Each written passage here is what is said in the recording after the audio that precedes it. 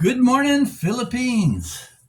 Welcome, everybody, to the Phil Cartmel Experience, where we try to provide you something a little different, unusual, maybe about the Philippines and human life in general. If you find these videos interesting, please don't forget to like, share, and subscribe. And we'll do our best to provide you with the most up to date stuff we can. Today, what are we going to talk about today? Oh, I thought about it last night. And it's about predators generally. It doesn't matter where they are, they're all over the world. But specifically today, professional predators, and one in particular which I had direct experience with. You know, just because they got a medical license doesn't mean that they're looking out for your best interests. It gives them a chance to play God. And I've got stories about that too. But in years as property manager for some of the richest people in the world, I did have the occasion to work for a fellow, and it's a public record. Now, his name was Tony Saunders, a Queen's Counsel lawyer in British Columbia, and he married a Westinghouse, and his wife was a lovely thing. She had an inheritance from her grandfather, who was extremely wealthy. Imagine the name Westinghouse, right? Anyway, and she had an allowance. Old man Westinghouse didn't just give everything over to the family. He set up trusts for them and paid them monthly to make sure they didn't blow the whole thing. But Tony was quite a creative fellow. He married her, and I'll protect her name because you don't need to know which one, but it was Westinghouse who married this fellow, and maybe you can get that on the public record. But anyhow, the point here is that he went to law school and became a lawyer. Not just a lawyer, he became a Queen's Counsel lawyer and was well known in the province of British Columbia. The reason I came to work for him was my girlfriend, who became my wife later on. She was working for him and couldn't handle the property management load, and so they hired me as a field maintenance supervisor, and I would travel throughout the provinces of British Columbia and some spots of Alberta for the various properties that they owned, and give them tips on what to do and initiate the works for him. But that's a whole other video. If you want any information on how to improve the value of your property, we can do on that later. Today we're talking about predators. So yeah, Tony, I really came to like to me. We went to see his site out in Langley. It had a beautiful site, but whenever he had a garden party, he ordered a bunch of outside toilets because he didn't want his guests soiling his beautiful home, which he ended up selling to the premier of the province of British Columbia later on. But yeah, Tony was unusual. He would bring in fertilizer for his farm from Vietnam. It was actually human waste in pellet form that he used to fertilize his fields. He is a pretty strange dude. But anyhow, it did not end well for him, and you'll catch this at the end of the video. He asked my wife at that time to go and deposit a check at the bank. And I didn't think any of it initially, but she talked about it a little bit more, and she said, yeah, she's doing it to cover funds because there weren't any funds in that account. I said, oh, okay, so you take the money from the other account, no big deal. Oh, but there's no money in that account either. I said, what? A Queen's Counsel lawyer is getting you to kite checks? That's totally illegal. Stop that right away. Tell him you won't do it. So she put her foot down, and that was her eventual demise. They let her go. It was funny. They got let her go when she was pregnant. Talk about kicking a girl when she's down. But anyway, we struggled through. So Tony had 3 children and properties all up of coast of Vancouver Island and around BC generally. And he had owned a Washington Inn at one time, and he told me a story about how when he bought the Washington Inn, there was a beautiful covered chuck wagon there in as a display in the center of it. And when he went and took possession, it was gone. And he found out that the previous owner had absconded with this, which was one of the chattels, which was he claimed was included in the bill of sale.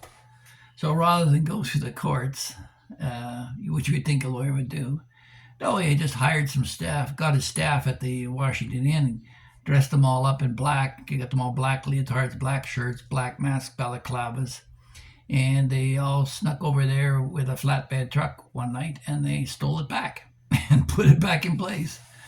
So, you know, lawyers themselves don't always go through the courts, just so you know that. Well, later on, I found out that some of his dealings were a little bit graver than initially uh, thought, because he had a partner who I'll protect because he's an innocent in all this, who Tony got him to try to invest in some of his investment schemes, and got tied up in all this and lost a lot of money. And that's when I was kind of relieved when my wife at that time was let go.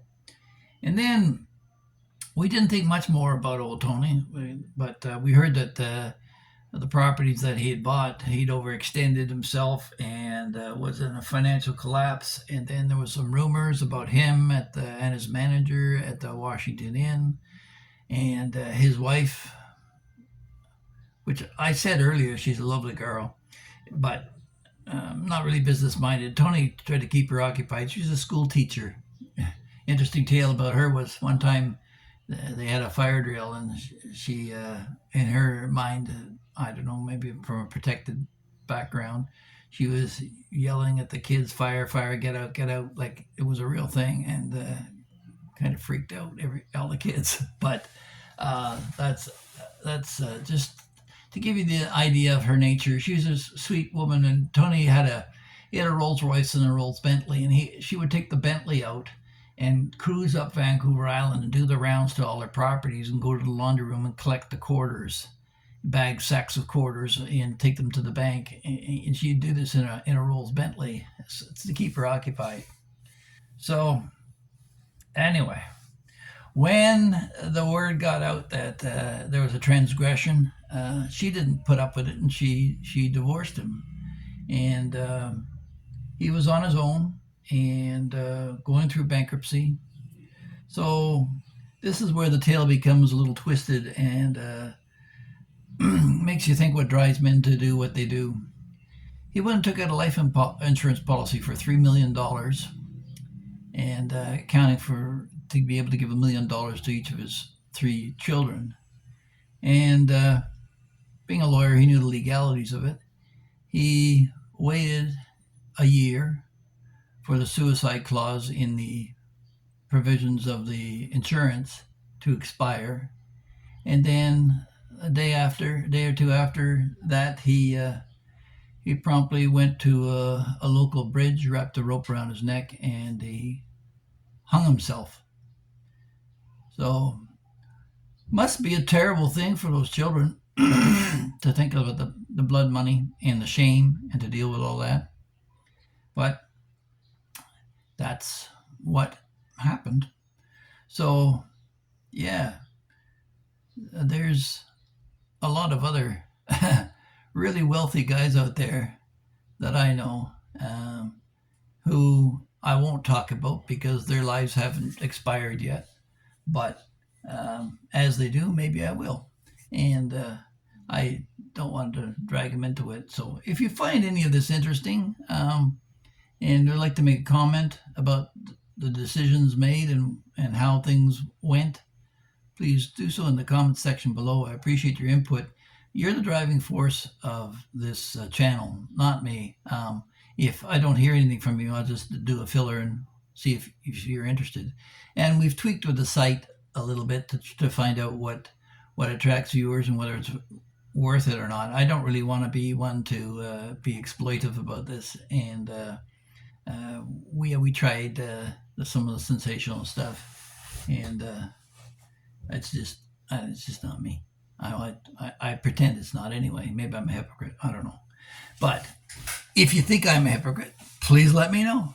in the comment section below and pound that like button so that the video gets circulated and more people get to see it. And watch out, even when dealing with professionals. How many times do we hear about Dr. Death or the nurse that's quietly deciding to play God and putting her patients to sleep? Similarly with your lawyer, don't always account that you got a good one. And also remember too that the lawyer's basic approach when you come in and give them a complaint is to sue everybody. Sue everybody. And basically, if you throw enough crap against the wall, something's going to stick. That's their approach to a lot of lawsuits. And be wary of that because it's your money. And if you lose, you're not only going to pay for him, you're going to pay for the other guy's lawyer as well. So just a cautionary tale. Coming from America, if you're an American, and there's a lot of you viewers who are, you come from a culture of lawsuits and legalities. And actually, the Philippine Constitution is modeled after the American Constitution, Fifth Amendment and all. So take that into account, that being litigious is not necessarily going to be fruitful. Try and work out your problems with your neighbors. Don't be passive aggressive. Deal with it man to man. So with that, we'll pack this one in. Yeah, Tony was an interesting guy. I remember one time we were in X Avenue South. This is a side note in Saskatoon.